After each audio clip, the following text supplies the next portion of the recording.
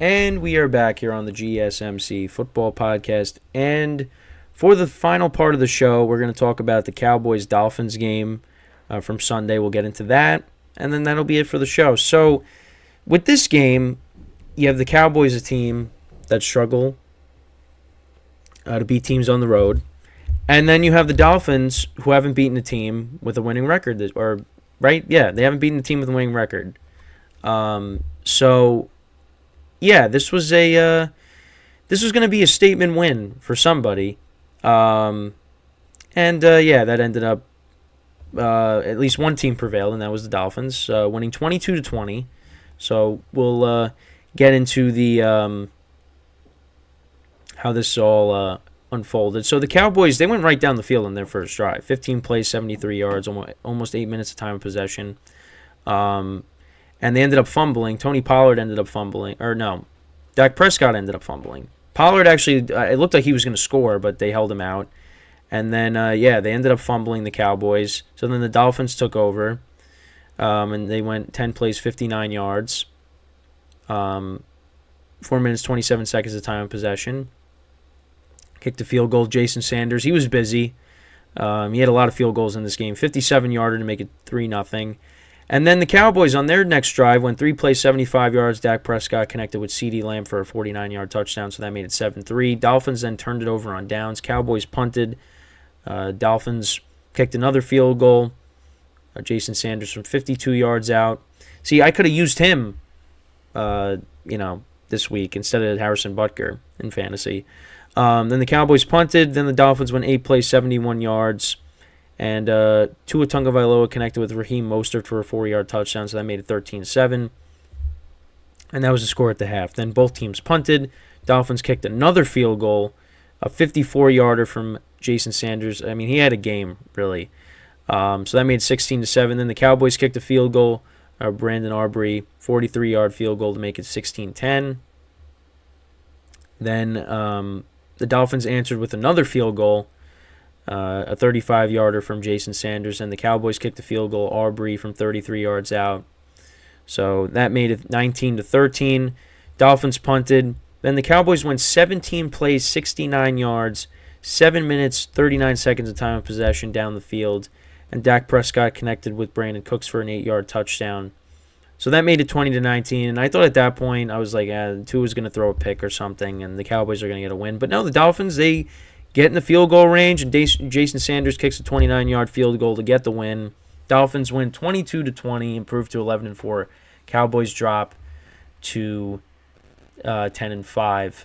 Dak Prescott went 20-32, 253 yards passing, 2 touchdowns, no interceptions.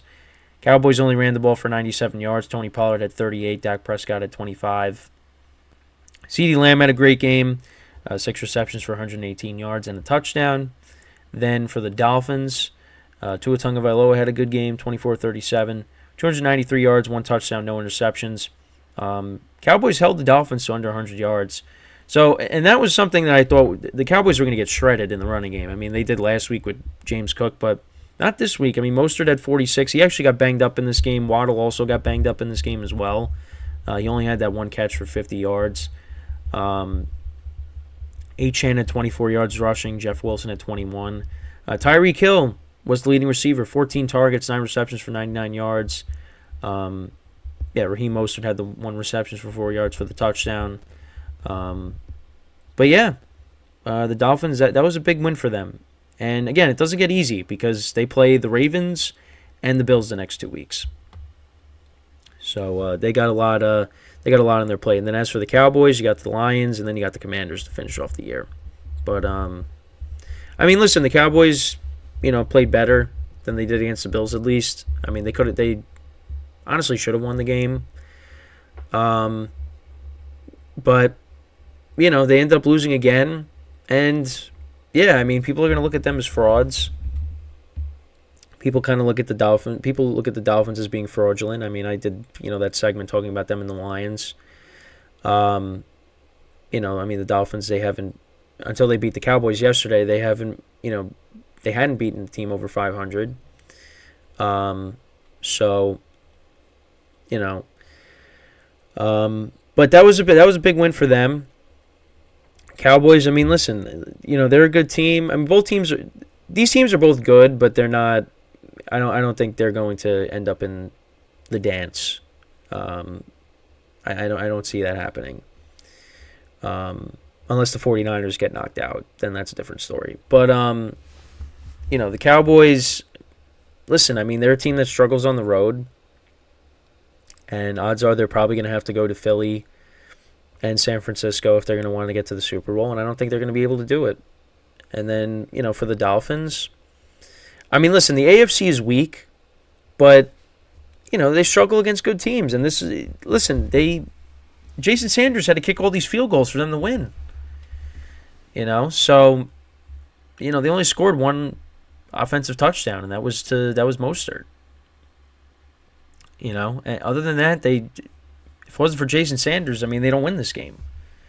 I mean, they got into field goal range. They were able to move the ball and get it into field goal range, but yeah, I mean, they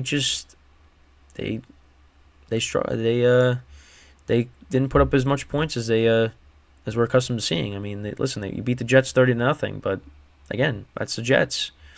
That's a team that struggles offensively. So, I'm not gonna say we kind of know what these teams are. After this game, we didn't really learn anything. But we'll see. I mean, again, everybody this year is beatable. So, we could talk about these teams right now, but these teams have loaded offenses and they got playmakers on defense as well. But we've seen, the Cowboys defense, although it did play better, they didn't get shredded in the running game like they did with the Bills. But, the Cowboys defense prior to that, Seattle and against Buffalo, I mean, giving up a lot of points.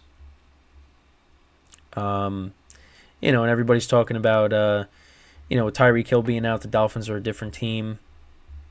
But having him back is huge. And it's going to be huge going into next week. Because, I mean, we don't know what's going to happen with Waddle, if he ends up playing. And Tyreek Hill is still, banged up a little bit with the ankle injury. So they need him. And they're going up against the Ravens, who just are coming off of a win against the Niners last night. So, we'll see what happens. But, I mean, this was, at least for the Dolphins, they could say, hey, we beat a team with a winning record. And then for the Cowboys, you get the criticism of, well, another game you lost on the road. But now they go back home to play the Lions, which I think they should win. As the Lions were struggling against Nick Mullins, who threw for over 400 yards, but interceptions are a problem. So the Cowboys should be able to move the ball on the Lions defense. That game's going to be a problem for the Lions. But we'll see. I hope it's a great game. That game actually will be on Saturday. So, we'll see how that goes. And then, yeah, we'll go from there. So, I think I think we'll wrap the show up here. So, with that is all the time that we have for today. I thank you guys for tuning in. We'll be back again tomorrow. And, discuss more of the games from this past week. We'll take a look at the playoff picture. We only got 2 weeks left in the regular season now. And now with my fantasy season being over, I could pretty much kind of, other than I still got the spread pool, but I could pretty much relax a little bit now. I don't have to stress out anymore. Because, the fact that the last night's game came down to, the final, couple of minutes for me to lose, I was stressing. And, I don't want to have to deal with that anymore. But, yeah, I'm going to have to, it's going to be a long off season, but, hopefully next year I can get myself back to this point and maybe things will be different, but, who knows. But But yeah, once again, I hope everybody had a good holiday weekend. And yeah, we'll be back again tomorrow. So that is all the time that we have for today. As always, I'm your host, Kenneth Gruenfelder, signing off from the GSMC Football Podcast, brought to you by the GSMC Sports Network. Have a good day, and I will talk to you guys tomorrow. Take care.